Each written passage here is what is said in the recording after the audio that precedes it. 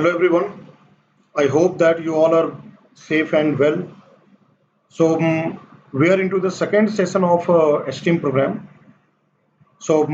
This time in STEAM program, I am going to discuss 10 important technologies which have already impacted human lives and going to transform human lives in coming future.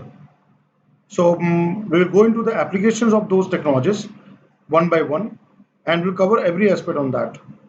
So the first one is big data. Now, big data is making a lot of headlines and going to be very important for every aspect of applications in day-to-day life. Now, when we use the word big data, so big data is basically in terms of volume of data, large volume of data, which normal computation and computers or softwares will not be able to analyze it.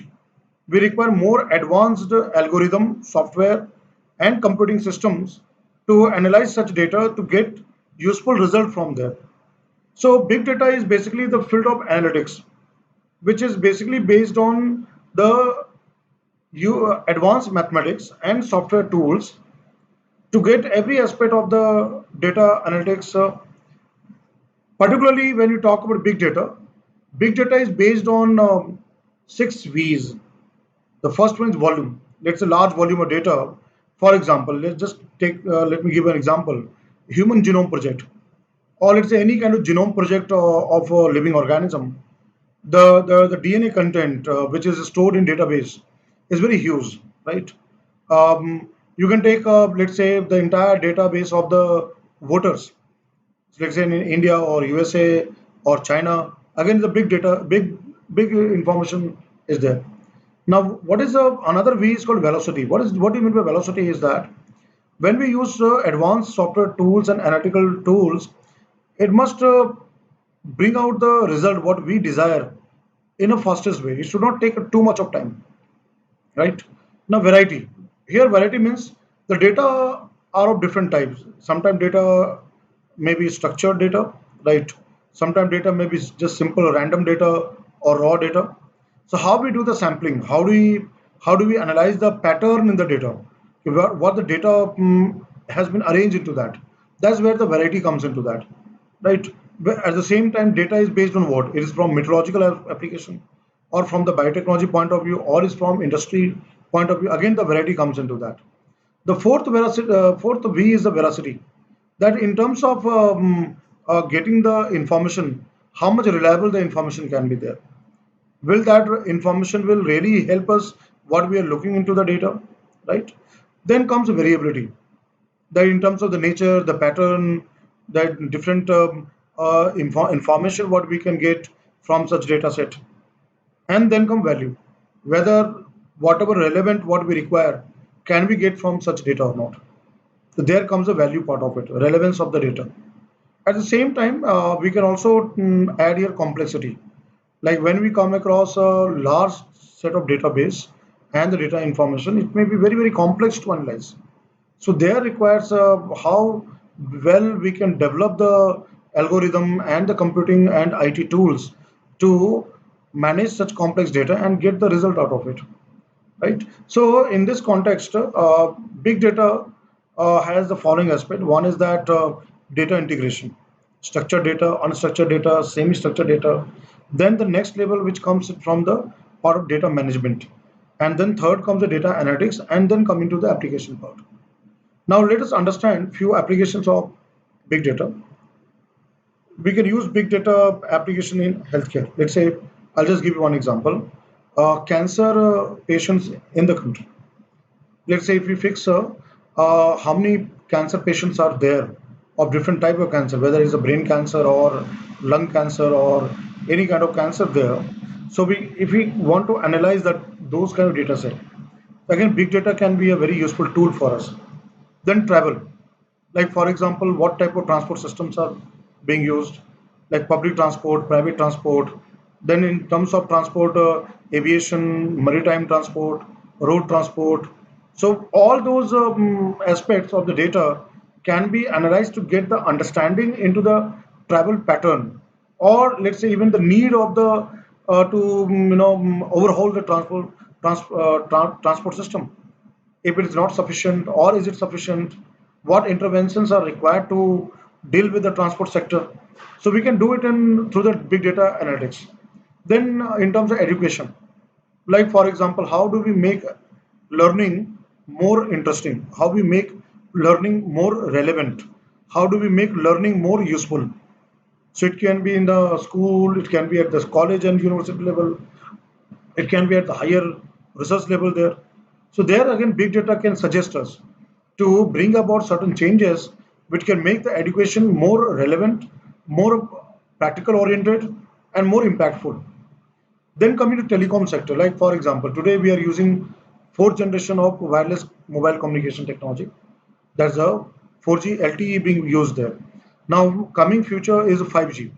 So when there are more number of subscribers and users which will use more number of mobile phones and the broadband and the different type of mobile technology based services, so there the telecom departments and the agencies need to analyze the data set from right from the operators and the subscribers, but also in terms of providing the number of services to the users. So that's where the big data application can become very useful. Then coming to e-commerce company, let's say Amazon or Flipkart or any such kind of online platform. So in terms of the products, the variety of products which are offered for sale, right? The users or the customers which visit such website and then go for purchasing certain goods from or products from such website. Again, analyzing those kind of data in the e-commerce platform, big data can be a useful tool for that. Media and entertainment, like in terms of now OTT platform, whether it's Amazon or Netflix or whatever the new type of online platform has come for in terms of entertainment, and during the lockdown and the COVID-19, this pandemic, so it has gained a big market, right? At the household level, the people are now subscribing to such OTT platforms, right? At the same time, TV channels and the other print media or social media, again, if you look at information, is very, very huge. Big data can help in getting understanding of the part of pattern and the consumption of such information data across social platforms. At the same time, in the print media or the news media, it all can be analyzed through big data analytical system there, right? Retail, in terms of retail shops and merchants, again from the consumers, and in terms of product delivery, right? Big data can give us very good insight, right, into the behavior in terms of consumers choice, right, in terms of designing of new product or bringing new product to the household. So it can help in the business enhancement. Then coming to finance, let's say finance and banking, in terms of the banking operations, right, the citizens the requirement that even the e-governance where the governments provide different type of benefits to the citizens. So whether it's the insurance or any kind of mutual fund or in terms of capital market, right? So any such kind of financial instruments, right, which are there in the market based and the different users which use them. Again, big data software tools and the computers and the systems can provide us a very good understanding of the financial market. So these are the important areas where big data can find. But again, remember that big data is going to impact several sectors. It's not that only the few of the examples what you see on the slide. It can be even more than that, right? So that is going to be a very transformative technology in coming future. So I have already explained all this. Even on this slide, you can have retail and consumers, finance, fraud services. When we can detect credit card fraud, all those kind of risk scores can be analyzed through the big data part, web and digital media part of it, health and life sciences, telecommunications, then commerce and e-commerce, customer services. A lot of examples are there in different industries where big data can come, right? So it is a very, very important and can have a big impact on human lives. Now I'm coming to second important technology to impact human lives, that is a blockchain technology. Now blockchain technology came into limelight with the virtual currency, cryptocurrency, Bitcoin. So Bitcoin, in terms of transaction which happens on the online and the virtual form, it uses blockchain technology. So the inherent mechanism by which Bitcoin work, that is a blockchain technology. Though it's all debatable whether this Bitcoin transactions are secured and not secured, or malpractices or misuse of Bitcoin there. Different governments have regulated the Bitcoin there. There are governments which have come out with their own Bitcoins there. So a lot of things are making headlines. But what I want to make you understand, the technology on which Bitcoin work, that is a blockchain technology. So blockchain technology, one application is cryptocurrency, but there are many, many different applications of blockchain technology. Now let us understand how this blockchain technology work, and I will explain in context of Bitcoin there. So in the case of Bitcoin, what is done is that when we go for currency mining, so there is a peer-to-peer network. In that network, all the individuals they're given a puzzle to solve. Once they solve the puzzle, then it gets validated, right? It happens to validate, and the Bitcoin generated, and the currency mining takes place. Now once the transaction takes place, the information get encrypted in a block, and this block gets stored in a decentralized database, which is publicly accessible. Anybody can go to that database and can verify the transaction, but it is a tamper proof. It cannot be hacked, it cannot be changed. The blockchain technology which is used to generate this block, and it then adds into the series of blocks, just like a online ledger, works on the smart contract and is all encrypted. So that's what I said. It is a cyber proof kind of a technology which has come into application Bitcoin transaction there, right? Now, if you look at other applications of a big blockchain technology, so there are many revolutionary applications, and we will discuss few of the examples here. Like for example, digital ID. Today we use biometrics in terms of fingerprint, iris scan, but the biometrics can be used for retina scan. It can be for ocular or blood based. There, right? There are different methods by which the biometric can be worked there.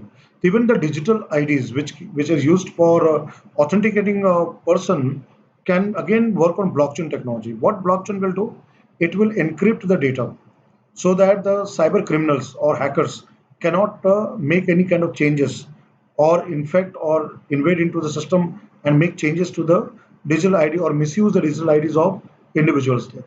Bitcoin, I've already explained the retail in terms of real estate, right? Let's say buying flat or homes, right? When the blockchain can be used, whatever number of flats have been built, how many registries have been done, how many flats have been allocated to the buyers.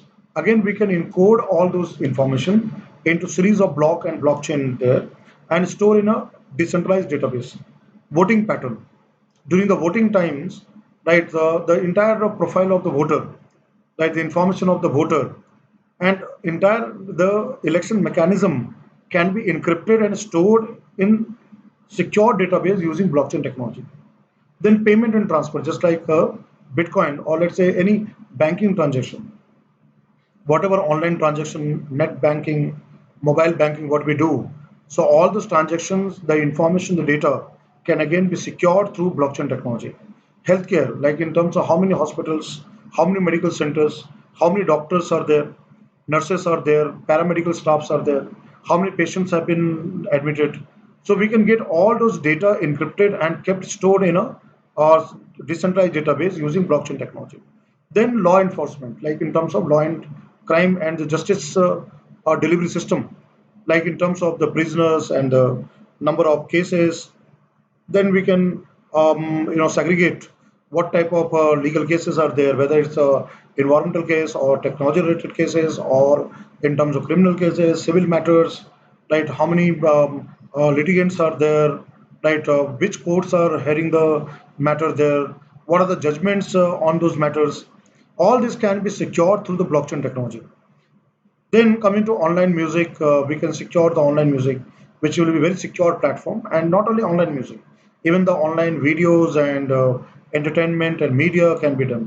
Even it is said that blockchain can be used in terms of making secured IoT, Internet of Things. That is another very advanced technology to impact human lives.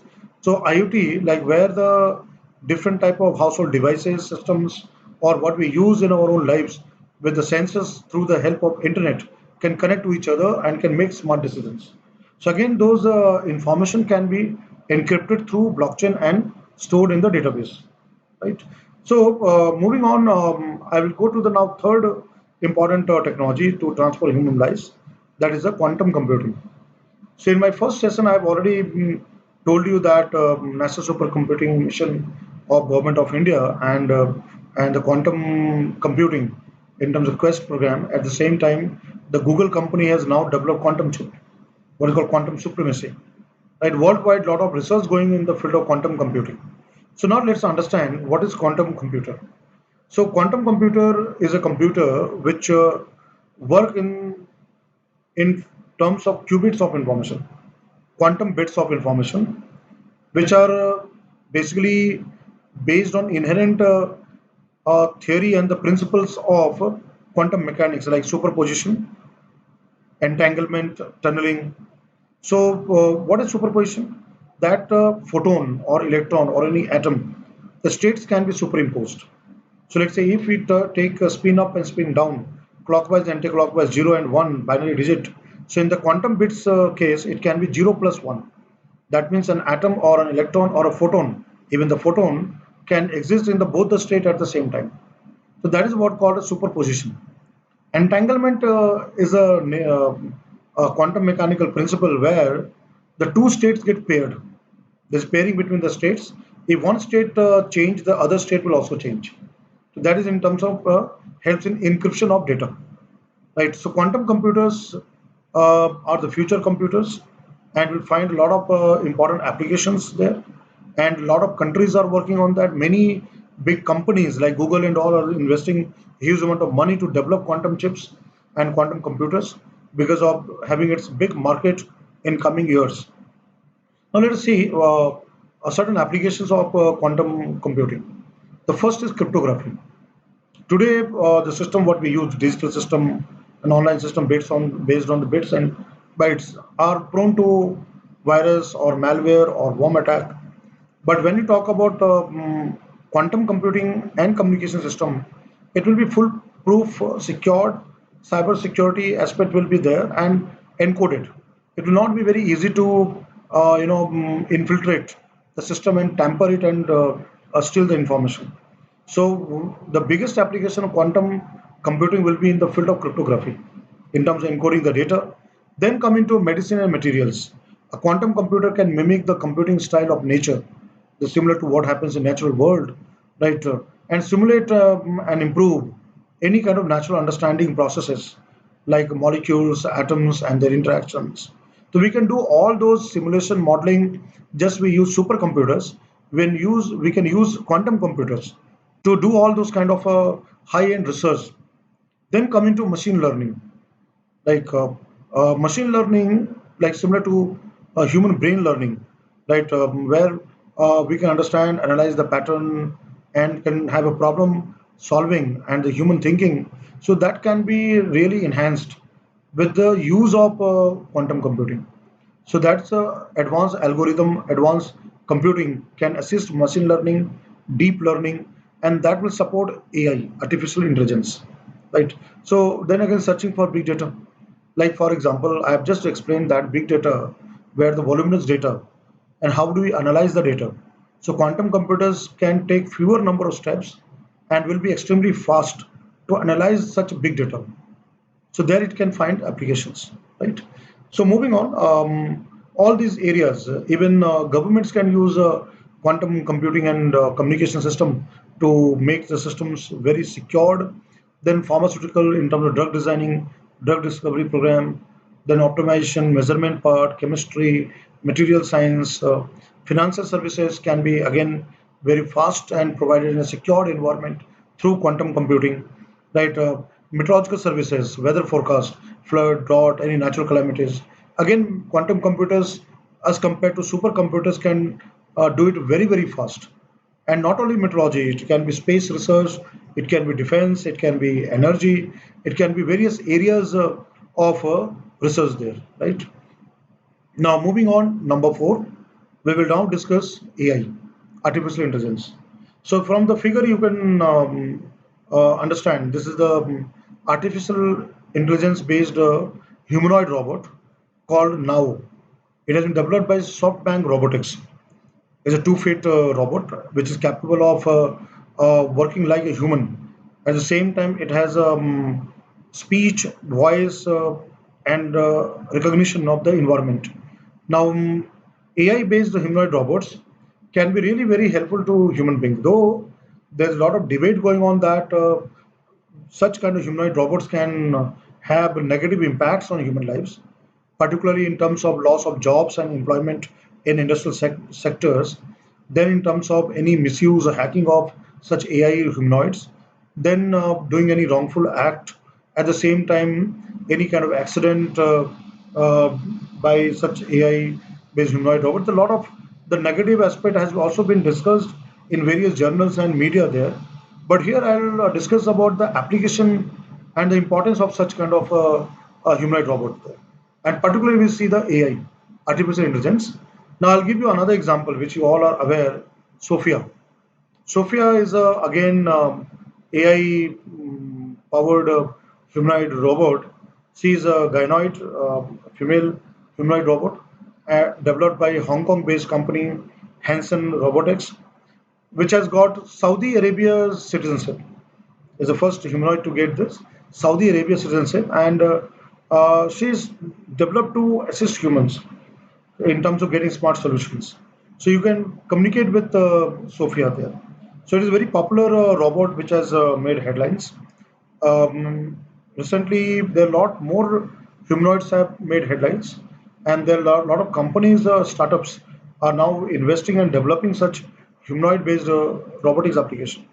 So whether it's the industry or medical science or domestic use or defense, is all making headlines there. So robotics is going to be a game changer in coming future. Now let us understand the AI, the artificial intelligence, and one of the application of AI is in the field of robotics. But AI can be applied in non-robotics areas also. Right? We will discuss that part. But let us understand what is AI. See, when we talk about AI, artificial intelligence, see, AI is a advanced area of IT and software where the software tools or software programmings, algorithms are meant to mimic the human thinking and the human problem solving. Just like a neural network, what human brains have got, and how we recognize, how we sense the environment, how we communicate, how we solve problems, right? How we remember the things, we have memory. If the computer system can have the same kind of mechanism that can be done through advanced algorithm software and computing tools, then it will come into the area of AI. So it has a main aspect that is a software development. That's what I've said machine learning or in terms of deep learning. Now you know that various organizations are offering certificate programs in AI, like for example Python, this advanced software Python, right? Machine learning and all. So it's now going to be another big impact on human lives when we are going to use more AI applications. AI has already entered human lives. Like robotics, I've said one application of that. But AI we are using in the mobile phone, like Google Assistant, or in Apple phone and MacBook and all. We have a Siri, right? So we are already using that. But there will be more transformative impacts of AI, right from governance to the market to industry to defense to the human lives. So let us discuss a few of the applications of AI. So let's say healthcare. We can understand in terms of smart health or smart medicine, what personalized medicine we want to offer, right? That can be understood through AI. AI can tell us who are the people, suspected to have COVID-19 infection there, or any type of disease, or in terms of understanding the disease burden in a particular geographical area or state or a country, we can use the AI software. Automobile, in terms of efficiency of automobile, in terms of the working of the cars and part of it. Let's say, give you example, autonomous car or driverless car, right? That is a future, like Google companies again developing such a driverless car which can have sensors and can move on the road just like a normal car when we drive. So there the AI can help in taking the smart decision by the autonomous car and the vehicles. Finance, again, in terms of contract and financial instruments, AI can be really a very useful tools. Surveillance, like for example, today we have spy cameras, all the spy cameras, all the surveillance tools which collect the data, collect the information. Now, with the help of big data tool, blockchain technology of encryption plus AI, we can recognize and try to, AI can provide us the input that which potential threat can be there, right? Maybe a terrorist attack, maybe any kind of suspect, maybe a criminal.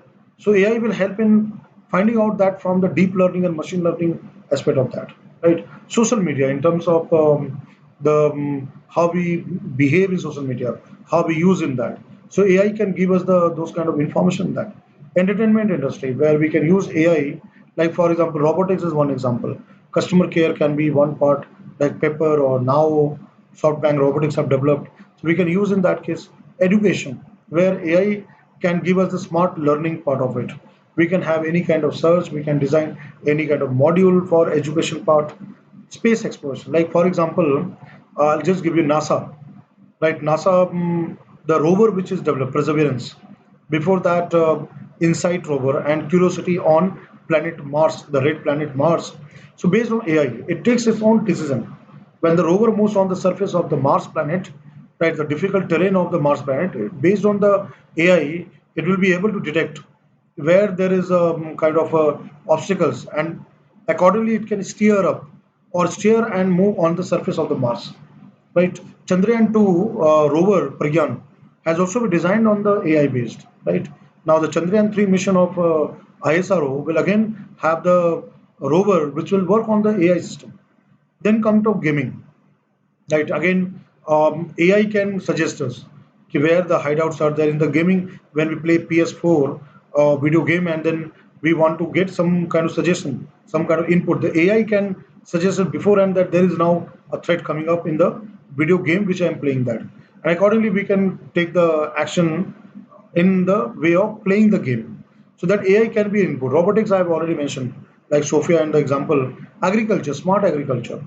Like AI can help us to understand the nature of the soil, what is the requirement of fertilizer or pesticide, or in terms of water requirement, and then what type of crops can be grown. So AI can give us the suggestions, and we can use in the agriculture sector. Then e-commerce, in terms of online trading, or in terms of transaction and the part of buying and purchasing and the consumers behavior. Again, AI can be a useful tool to give us the understanding and suggestion how we can make our e-commerce platform more better to earn more profit, right? So these are the applications of AI which I've discussed there. Now I'm coming to fifth technology, which will have transformative and revolutionary role in human lives. That is the 5G. So already the 5G have started, like the year 2020, right, is the beginning of the 5G, and it is said that by the year 2024, just like now we are using 4G mobile communication, we will be using 5G, and 5G will be really more advanced than the 4G what we are now using for various mobile-based services. Now, what 5G can offer us? 5G can provide us more subscriber base, 10,000 more flow of traffic, and this information can happen through the 5G network. Right, we can connect 10 to 100 times more devices. Today we are using the mobile phone, even the laptop, computers, whatever we develop and connect to the broadband and use it. Through the 5G, we'll be able to use even the more numbers. It will go even more than 100 times. Then the latency of the signal which moves the information through the channel, it will just go from will go to 1 millisecond. It will become extremely fast. There will be very less call drops. Then it also has another great advantage of 5G. It will not consume too much of battery. So it will enhance the battery life. Today, the mobile phone, Android phone, what we use, the battery get drained very fast because of the use of the multiple application on the phone, and then it affects it. But here, it will enhance the battery life.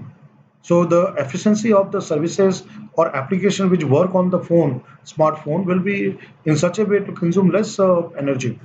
Then in terms of cost wise, it also will go down, not now, maybe down the line 5 years, 6 years, when it become worldwide, everybody will use 5G, then we can think of having the lower cost. And the speed will be very, very high. Now, 5G will offer speed of 10 gigabit per second. That is a peak speed there, but still it is very high. And whenever we need, we'll get 100 megabits per second, the speed of that. So these are the benefits of using 5G. And you know that ITU, International Telecommunication Union, is developing the standards for the 5G. So it will require a lot of again cost and investment to uh, transit to 5G from 4G. Now, lot of applications, smart, what are the other advanced application 5G can offer? We can build smart homes through IoT, Internet of Things. We can connect, and then all those kind of things can be used through the broadband and all. We can have more better virtual reality in terms of virtual reality set and all this. We can use that. Then the mobile phone broadband will be very, very fast. Education sector, we can use the 5G, where now you know that during the COVID-19, when the college, university, school all are closed, like the students are at home. So they are now using more of broadband through internet and broadband. All the online classes, Zoom classes, Zoom meetings, all are being used there. So 5G will support more faster integration of those kind of system and the software and website, and the web services will be offered. So internet broadband will become again very fast, because now, because of such kind of pandemic, the importance and the application of online platforms have increased a lot. Even the at home, what I said, entertainment in terms of Netflix and Amazon and all OTT platform, again we require broadband and internet there.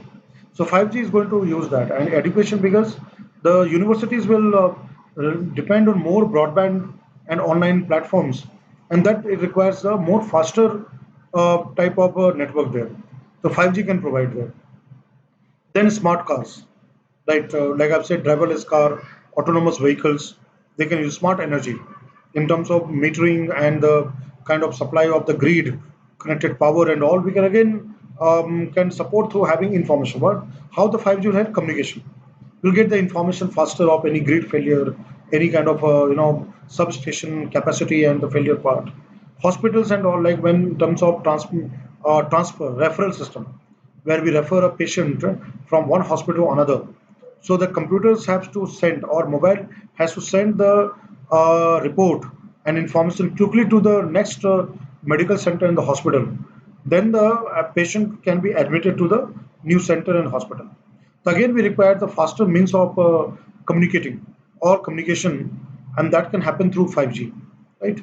So the lot of benefits will be there, and I've already given that self-driving car, autonomous car, like critical applications in healthcare, then industry automation, like industry 4.0 through AI and big data, plus the IoT, and then in terms of 5G, can be a really a very revolutionary aspect of that.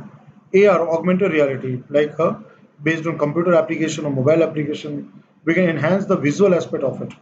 Right, then 4K streaming, that in terms of live streaming of videos and content on the YouTube or any kind of social media or any kind of online platform can be done. So it can be gigabytes in seconds there. Smart home, smart city, all this can be done through 5G. All right. So Indian government is also had decided to move into 5G by 2024. We'll have the entire system working with the 5G system there. Right. So now I'm coming to sixth very important technology to transform human lives, and I've already given certain information on that. That is the IoT, Internet of Things. So you can figure out from the diagram that all the devices, whether we can have the battery-based cycle or kind of a mechanical cycle, mobile phone, like the smart cars, the AC, cooler, aeroplane, then medical devices, telecommunication part, industry, all these through the sensors which are embedded to the systems and devices, and with the internet can connect to each other and work as a integrated system for taking decisions, which will minimize human interventions part of it. That is what called internet of things. It is a big market. IoT is going to be a big market, and many IT companies are investing heavily on IoT. So we can have a smart home based on internet of things. Let's say when we wake up in the morning, so the alarm, once we close the alarm, the geyser can automatically can get switch on, right? We can get to know the food from the refrigerator can order to the grocery online to get more food stuff, right? We can switch on the light automatically, and when we leave the home it can switch off automatically, right? Cars can tell us information about the traffic there, right? And the car can be secured through GPS and IoT, so nobody can break into the car. So it can be many things where the Internet of Things can be used. Internet of Things can really enhance manufacturing process in industries. So there the IoT can be used in the Industry 4.0, the new industrial setup there, right? So it can have any time, any context can be used. Anything, any device can be connected. Anyone, anybody can use IoT. Any service and any business can be supported through IoT. And any path, any network can use the IoT part. And it can be any place, anywhere in the world where the Internet of Things can be used. So it has a much transformative role for human beings. And today, in the present 2020, if you look at the kind of data, 4 billion people are now using the different type of systems. $4 trillion revenue opportunity the IoT can provide. 25 million plus applications can be supported. 25 billion plus embedded and intelligent systems can work on IoT, and 50 trillion gigabytes of data can be used through the IoT there. So it is going to be a game changer in future, right? So now other verticals which IoT can support, like smart environment in terms of the home environment and city environment, we can use IoT verticals. Convergent platform where robotics on AI or blockchain technology based, we can interconnect through the IoT and support it through the 5G network. Smart healthcare, I've already discussed. Smart energy management, we can go into that. Intelligent transport system like autonomous vehicles and all can be supported. Home security we can build through IoT. That only the authentic users can get into the home. Right, automated gates can get open and we can get inside. That other filtrators will not be allowed. We can have a defense part, security part, border, like border management, like we can like fencing where we do there. So we can have such kind of sensors with IoT part of it, which can automatically can sense and work, and can alert us if there's any kind of infiltrator across the border, right? Then RFID, radio frequency identification device, like where encrypted data in terms of scanning and the radio frequency kind of a device that can be used. Like national highways, we can use the RFID based FASTag, right? Near field communication technology, like less than 10 centimeter, again the scanner and those technology can be used, right? Smart agriculture, again IoT can, like we can integrate water pump which provides the water for irrigation to the spraying of the pesticide, the device which spray the sprayer with again sensors can connect with the water pump, then with the tractor and the mechanized kind of instrument, and they then farmers don't have to work. In every morning the system will automatically will work together in tandem and can do the sowing and all the agriculture work, farm work there, right? Smart e-governance, like in terms of identifying the beneficiary and providing them the benefit through the IoT can be done through that, right? So these are multiple part we can use that Wi-Fi product, like schools or cities, Wi-Fi hotspots. All this can be connected through IoT there, right?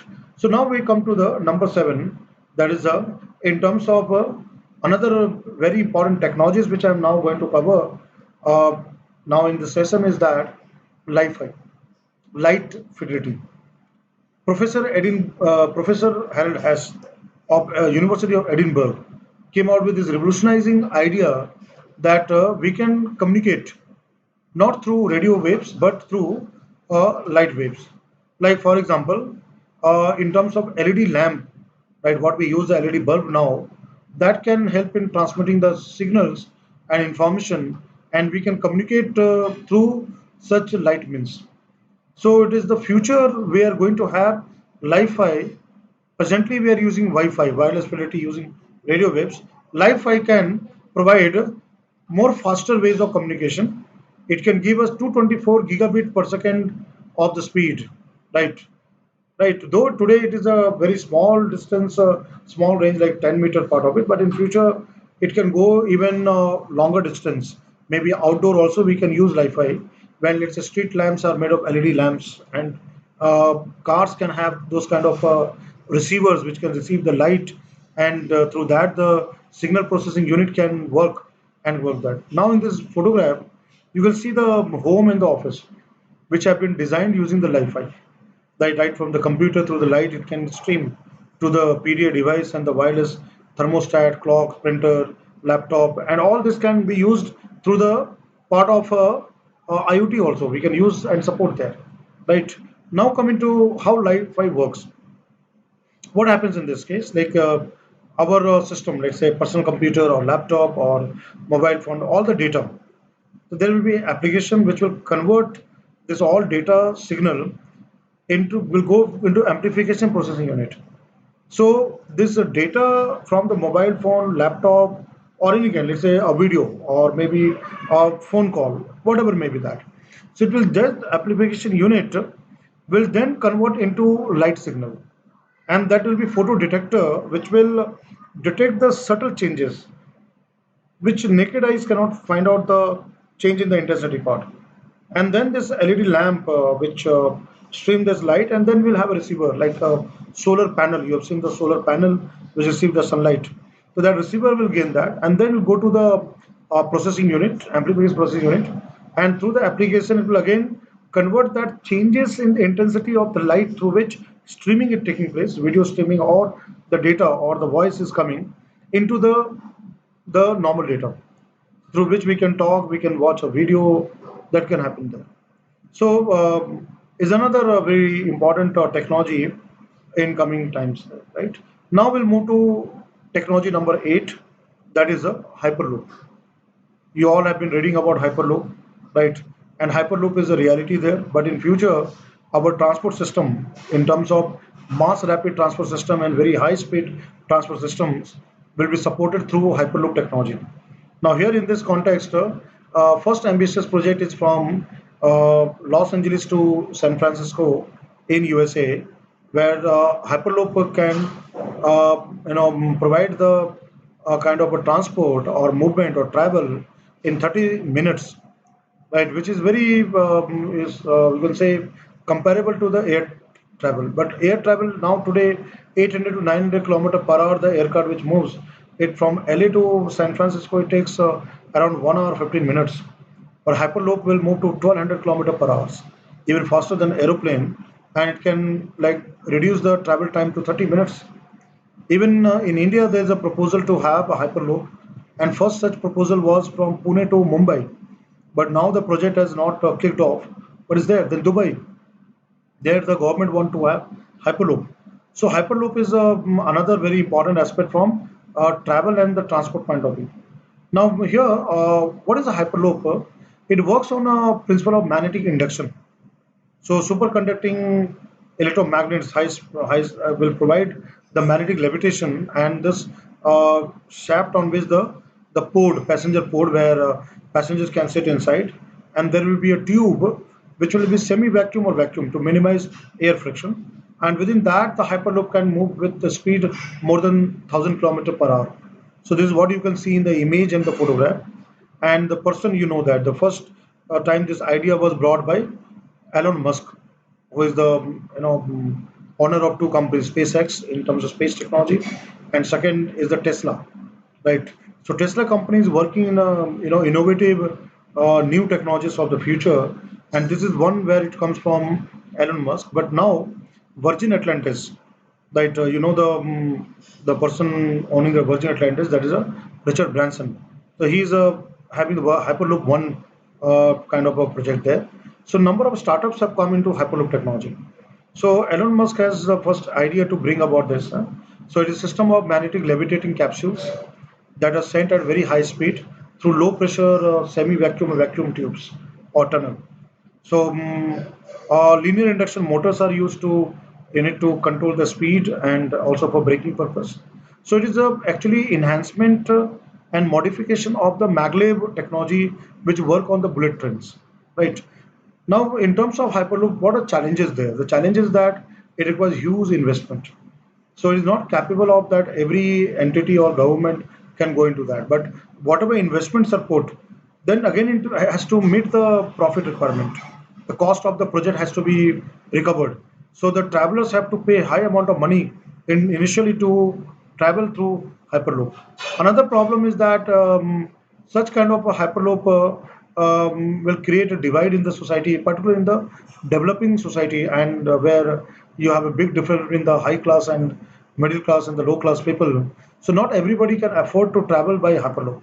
Right, even the same arguments have been given in India in terms of the bullet train travel from Ahmedabad to Mumbai, the first this corridor being built there, that whether such high price will be able to sustain the middle class families, right? So there also the debate has been there relating with the bullet train in Indian context. Then high power consumption, you require continuous power consumption on which the hyperloop can work. Then there is a speed is very high. If anything system goes failure or is not be able to control it, it can lead to accident and it can be very catastrophic.